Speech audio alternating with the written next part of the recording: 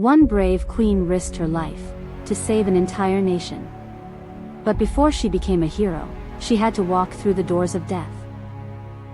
Long ago, the mighty Persian Empire stretched across 127 provinces, from India to Ethiopia.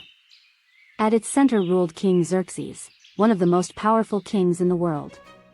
His word was law, and no one dared challenge his authority. To display the glory of his kingdom, King Xerxes held a magnificent banquet that lasted for many days. On the final day, he ordered Queen Vashti to appear before all his guests and display her beauty. But Queen Vashti refused. The entire palace fell silent. The king's advisors were alarmed. They warned that if Queen Vashti's actions went unpunished, women throughout the empire might also refuse to obey their husbands. So King Xerxes removed Vashti as queen. Then a decree was sent across the empire. Bring the most beautiful young women to the palace, so the king may choose a new queen. Far from the royal palace lived a young Jewish woman named Esther. After the death of her parents, she had been raised by her cousin Mordecai. Esther was kind, humble, and beautiful.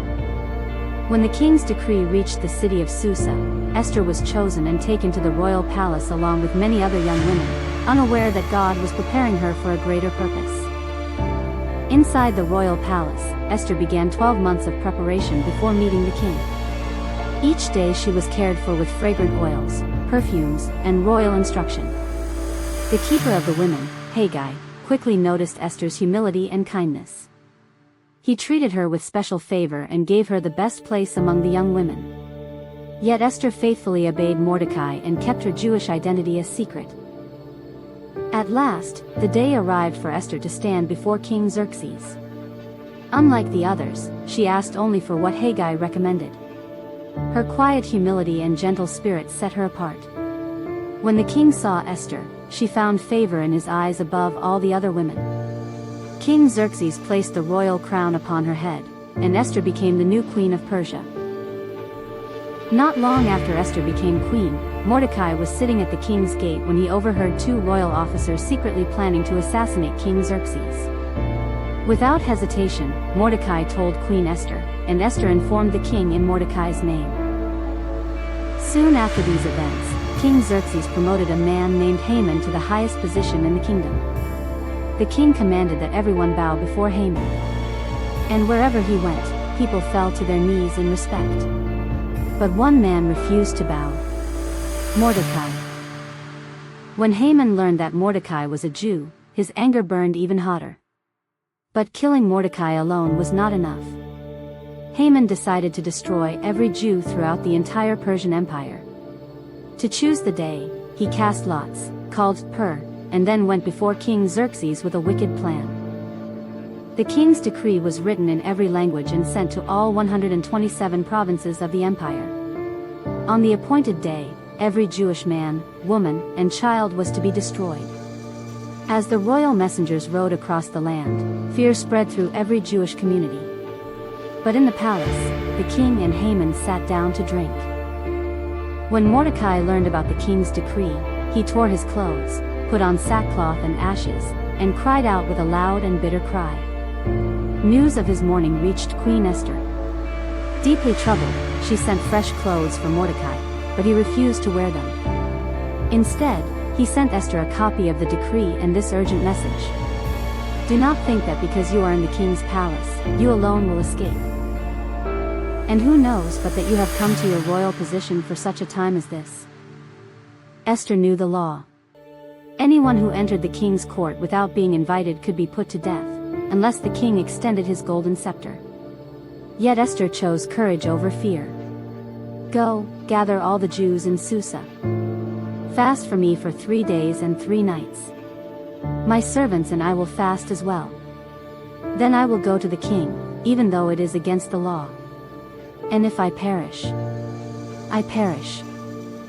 After 3 days of fasting, Esther put on her royal robes. Taking a deep breath, she walked toward the king's throne room. No one was allowed to enter the king's presence without being invited. Every step echoed through the palace, and with each step, Esther knew she was risking her life. That night, the king could not sleep.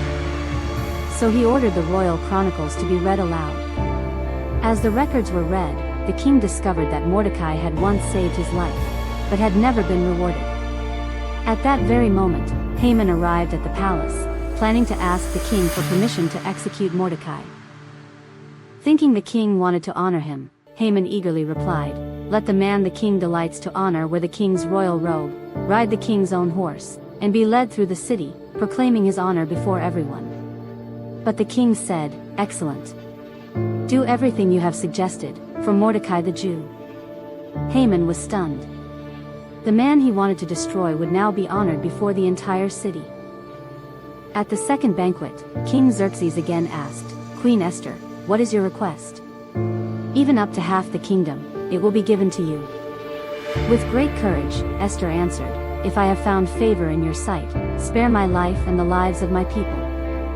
We have been sold to be destroyed." The king was shocked. "Who would dare do such a thing?" he demanded. Esther pointed across the table. "The adversary and enemy is this wicked Haman." The king returned to the banquet hall and found Haman begging Queen Esther for mercy. Misunderstanding what he saw, the king's anger burned even hotter. One of the royal officials spoke up, "Haman has built a gallows for Mordecai, the very man who saved the king's life." King Xerxes gave the order, and Haman was executed on the gallows he had prepared for Mordecai. Evil had fallen into its own trap. Queen Esther again pleaded with King Xerxes on behalf of her people. The king could not cancel the first decree, but he gave permission for the Jewish people to defend themselves. On the appointed day, God turned mourning into victory. The Jewish people were delivered from their enemies, and peace filled the empire. To remember God's faithfulness, Mordecai and Queen Esther established the Feast of Purim, a celebration that is still remembered today. Even when God seemed hidden, he was working behind the scenes, for such a time as this.